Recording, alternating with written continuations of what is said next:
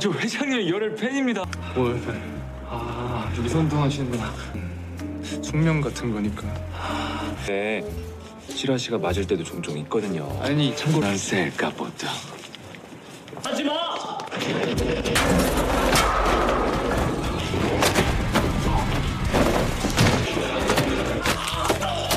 야, 졌냐? 이 탄수화물 과다 복용. 보통 현금을 은닉한 경우 아주 가까운 곳에 두게 놨어야지. 아니면 청소를 잘하든가.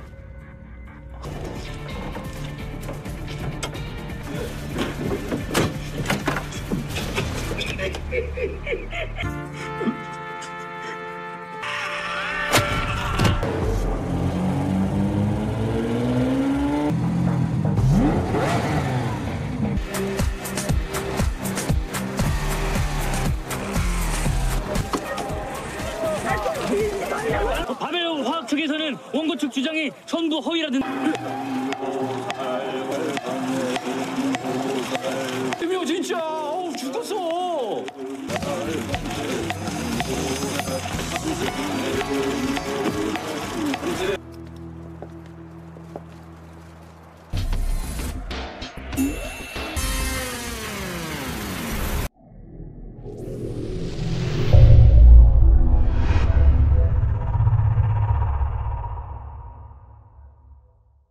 Sebelum persidangan dimulai, hakim yang akan melaksanakan tugasnya dihadang oleh Jang Yujin, istri dari Lee Cheol-wook yang menumpahkan sesuatu di badan sang hakim. Namun, si hakim tak peduli dan langsung menuju ke ruang persidangan. Saat akan masuk ke ruang pun, hakim itu sudah dihadang oleh Bu Choi dan Pak Han. Seperti biasa, mereka bernegosiasi di luar persidangan dengan cara yang kuno. Di dalam ruangan sidang, semua orang dikejutkan dengan bocornya ruangan dan genangan air yang mengakibatkan sang hakim terpeleset. Singkatnya, persidangan pun dimulai dengan Bu Choi yang di sini sebagai terdakwa menyampaikan semua pembelaannya. Namun, dia sangat heran dengan Chae-yong yang tak kunjung memberikan bantahan sama sekali. Nah, di sini Chae-yong mengatakan jika dia sedang panik dan bingung. Lalu tiba-tiba dia pun jatuh pingsan yang membuat semua orang akhirnya panik. Ternyata ini semua rencana dari Vincenzo agar persidangan ditunda karena Chae-yong jatuh pingsan. Namun walaupun Chae-yong pingsan, persidangannya akan tetap dilanjutkan. Bahkan jika tidak ada Chae-yong, grup Babel lah yang akan memenangkan sidang tersebut. Seketika itu juga Chae-yong pun langsung bangun dari pura-pura pingsannya itu. Nah, karena cara yang pertama gagal, mereka pun memakai cara yang kedua, yaitu mematikan listrik di ruangan persidangan. Namun di sini, hakim masih memiliki alasan untuk melanjutkan persidangan itu. Dan pada akhirnya, rencana pamungkas pun dilancarkan Lee Cheol-wook dan istrinya menerbangkan 2 ekor tawon raja dan ratu yang membuat semua orang pun kalang kabut. Ternyata cairan yang tadi ditumpahkan ke hakim adalah cairan pengundang tawon yang mengakibatkan hakim pun tersengat olehnya.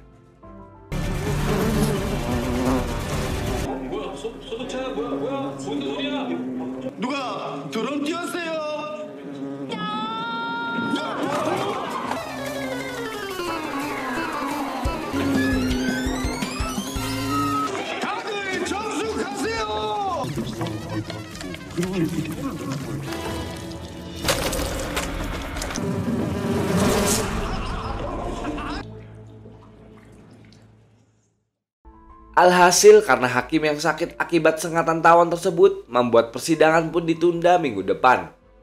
Hal itu jelas membuat Chae-yong dan Vincenzo senang, tapi tidak untuk Bu Choi dan Woo-sang yang merasa jika ini adalah kekalahan bagi mereka. Mereka pun melampiaskan kekesalannya itu saat pulang di dalam mobil.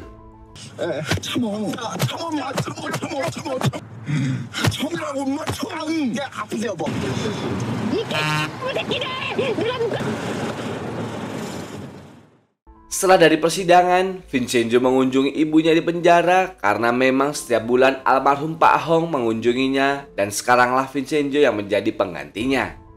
Di sisi lain, Tai Jong-gu, pemimpin Badan Intelijen Negara, menghubungi An Gi-seok untuk membicarakan tentang Vincenzo. Karena ada 2 perusahaan besar yaitu Babel dan Woo-sang menginginkan data lengkap tentang kejahatan dari Vincenzo. Secara otomatis, itu adalah kebanggaan bagi dia karena akhirnya mendapatkan tugas resmi dari atasan untuk memata-matai Vincenzo.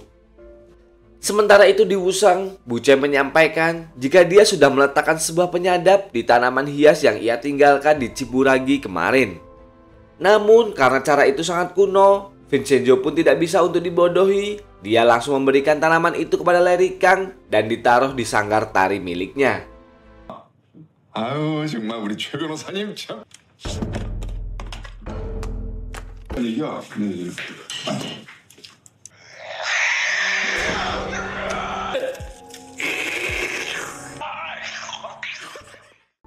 Ketika hendak pulang, Vincenzo dihubungi Pak Cho jika peralatan yang diminta olehnya untuk memeriksa bawah tanah sudah dipersiapkan.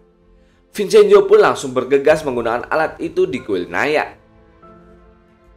Anggi Seok yang sudah mengantongi izin resmi mulai menjalankan aksinya. Namun saat dia melihat Vincenzo yang sedang bersujud di kuil, dia mengira jika Vincenzo sedang berdoa sangat khusyuk yang padahal dia sedang mengecek keadaan bawah tanah dari kuil Naya.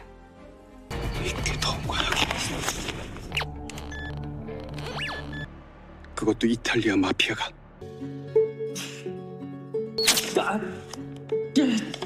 마피아의 콘실리에리가 목적은 참을.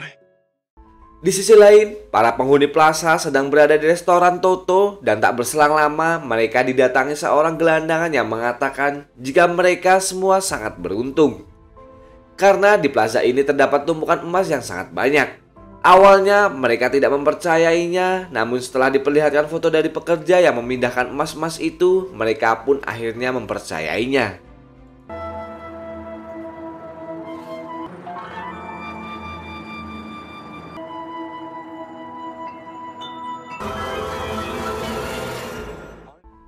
Sementara di firma hukum Wusang, Jang Junwo, Bucoy, dan Pak Han sedang melihat-melihat profil dari Vincenzo dan mempertanyakan apa yang spesial dari dia. Kemudian, Pak Han diundang oleh Jang Han Seok untuk membicarakan sesuatu dan berangkatlah mereka ke tempat yang sudah dijanjikan. Ternyata, di sana Jang Junwo akhirnya mengungkapkan identitasnya sebagai pemimpin Babel yang sesungguhnya itu. 제가 좀 재밌게 준비해봤습니다. 첫째 아들은 홍초, 황숙. 야 장준호 너 뭐하는 놈이야? 장준호 나 이 시계 좋아. 첫째 아들은 누구냐? 바로 누구? 누구? It's me. 중.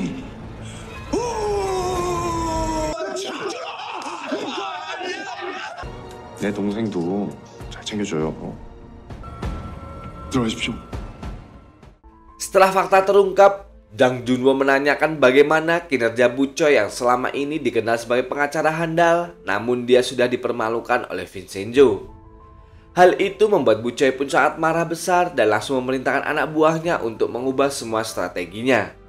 Dan sesuatu yang dianggap balas oleh Vincenzo dan juga Chayong malah berubah berantakan ketika semua aksi dari pihak Ciburagi difitnah menggelapkan uang donasi untuk korban dari farmasi Babel.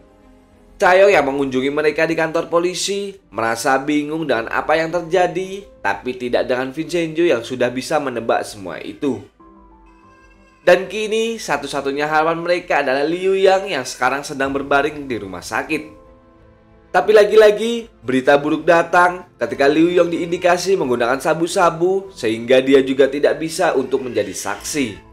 Di sini Vincenzo pun semakin menertawakan aksi dari Bucoy yang sudah berlebihan dan sangat bodoh. Karena pada dasarnya, mafia saja tidak pernah melakukan hal bodoh seperti itu. 내 아버지 그렇게 만들어 놓고 뭐? 승산 없는 전쟁터에선 포기도 기회다. 그게 무슨 인생은 혼자인 거야. Akhirnya, saat persidangan kedua dimulai, sesuatu yang mengejutkan terjadi. Ketika yang menjadi saksi dari firma hukum Ciburagi adalah Vincenzo Cassano. 모두 건강하지 않았고 재정 증인이요? 재정 증인.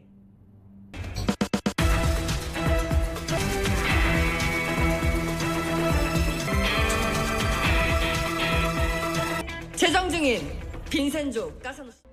Semuanya pun merasa heran yang di awalnya grup Babel sudah di atas angin karena sudah melumpuhkan semua saksi. Ternyata tidak seperti yang mereka rencanakan. Ditambah lagi, Vincenzo juga menyiapkan saksi ahli yang membuat Bu Choi pun semakin terkejut mengetahuinya. Dan yang menjadi saksi itu adalah istri dari Dr. Jill yang membeberkan semua rahasia dari Dr. Jill yang telah memanipulasi BLSD-nya. 원장의 명예를 아주 심각하게 훼손하고 있어. 들어와 주시죠. 사장님, 이 재정증이 신청. 인정합니다. Ternyata sebelumnya Vincenzo sudah mencari informasi tentang Dr. Jill dan keluarganya, lalu dia membuat kesepakatan dengan sang istri bahwa Jipuragi akan membantunya menyelesaikan sidang cerainya dan memindahkan semua aset kekayaan Dr. Jill atas namanya. Sedangkan sang istri harus bersedia menjadi saksi ahli di pihak Jipuragi. UCLA 메디컬 센터 비법적으로 수집된 증거입니다. 남편과의 메일 내용을 사실 여부와 보람의 엄마의 보너스 증인의 마약 투약이 의심되는 길종문 씨는 이우영 씨에게 이우영 씨 혈액에서 검출되는 필로폰을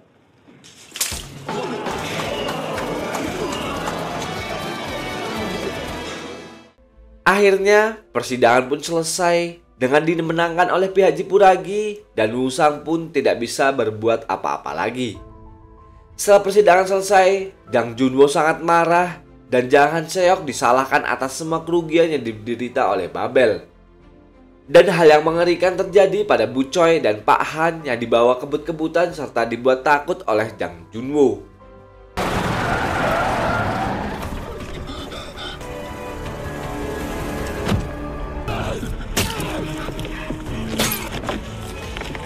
Get out. I lost twice in a row in my life. Kemudian, Jang Junwo meminta agar mereka berdua segera mengalahkan Chaeyoung dengan cara apapun dan Bu Choi meminta agar diberikan kesempatan sekali lagi untuk memperbaiki semuanya. Setelah itu, Bu Choi dan Pak Han menemui kepala kejaksaan untuk menyuapnya agar dia berada di pihak Babel. Namun yang terjadi, Bu Choi justru ditolak mentah-mentah oleh mantan atasannya tersebut. 내가 닥치라고 했지! 처음에 내 몸은 받지 마라.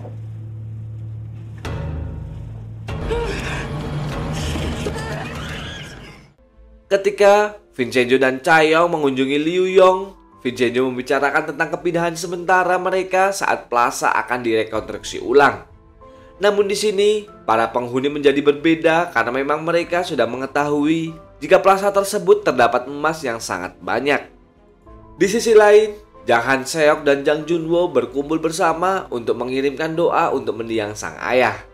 Dan saat mereka berbincang sambil mabuk, Jang Han-seok mengatakan jika dia takut akan dibunuh oleh Jang Junwo, sama seperti nasib sang ayah yang ternyata dibunuh olehnya juga. Di firma hukum Jipuragi, Chaeyoung mengetahui sebuah berita di forum pengacara jika Bu Choi berusaha menyuap ketua Jaksal namun dia gagal. Kemudian mereka menemui semua penghuni Plaza Gyeongga untuk kembali membahas nasib mereka yang akan dipindahkan sementara. Namun, kesepakatannya awalnya sudah disetujui, berubah 180 derajat, dan mereka akan menetap di Plaza Gyeongga dan tidak ingin dipindahkan dengan alasan apapun. Hal itu sontak membuat Vincenzo sangat marah dan mengumpat menggunakan bahasa Italianya. 왜 이렇게 판 놓고서 잘생긴 사람을 왜 이렇게 말이 많아? habis 왔는데 또 쓰네 반. Kemudian, datanglah dua petugas kepolisian untuk menangkap Chaeyoung dengan tuduhan penggelapan uang, malpraktek, pelanggaran undang-undang pengacara, pengancaman, dan pemalsuan dokumen. Tapi kali ini, Chaeyoung santai saja menanggapi penangkapan itu dan sudah tahu dalang dibalik semuanya. Di kantor polisi, Chaeyoung akhirnya meminta bantuan agar Vincenzo segera membebaskannya. Namun, menurut Vincenzo, bukti palsu yang dilayangkan kepada Chaeyoung terlalu kuat.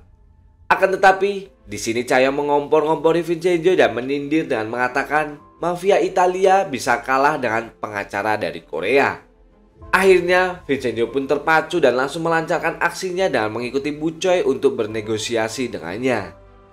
Jika dia bisa membujuk jaksa uang untuk bisa bekerja sama dengan Bu Choi, maka dia harus mengeluarkan Chaeyoung.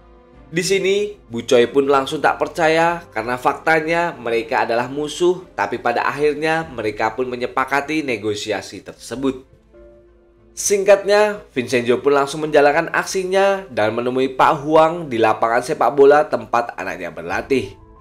Dia membicarakan sebuah klub ternama yaitu BC Milan yang sedang ke Korea. Namun di sini Pak Huang pesimis jika klub sebesar itu datang ke klub anaknya itu. Namun ternyata mereka datang dan langsung menunjuk anak Pak Huang untuk berlatih di Milan, Italia. Alhasil, Pak Huang pun langsung menghubungi Bu Choi untuk membicarakan kerjasama mereka. Secara otomatis, Bu Choi senang mendengarnya sekaligus terkejut bagaimana bisa Vincenzo melakukan hal itu. Dan pada akhirnya, Cha-young pun keluar dari tahanan kepolisian. 도대체 어떻게 한 거예요? 어떻게? 최명희와 거래를 했습니다. 나 하나 빼내려고. 알았어, 바로 그거야. 경찰 갔는데. Di sisi lain, Park Seok-do menyuruh anak buahnya untuk segera menghancurkan Plaza Gyeongga dan menghajar siapapun yang memakai baju warna merah. Park Seok-do mendapatkan perintah langsung dari bosnya yang ternyata diperintahkan oleh Vincenzo. Di sisi lain, Pak Choi yang juga diperintahkan oleh Vincenzo mencari orang-orang kuat untuk datang ke Plaza Gyeongga dengan diberi pakaian warna merah. Namun ternyata belum sampai di Plaza Gyeongga, rombongan itu mendapatkan telepon dari rumah sakit jika salah satu dari mereka terpapar virus yang mengakibatkan mereka pun tak jadi menuju Plaza Gyeongga. Sementara itu, di Plaza Gyeongga, para preman Babel hendak melancarkan aksinya dan kebetulan juga An Gi-seok yang lewat menggunakan baju warna merah. Alhasil, dia pun menjadi bulan-bulanan para preman Babel. Untung saja ada anak dari si penjual topoki yang merekamnya dan lalu melaporkan ke semua penghuni plaza. Yang pertarungan antara penghuni plaza dan preman Babel pun tak bisa untuk dihindarkan lagi.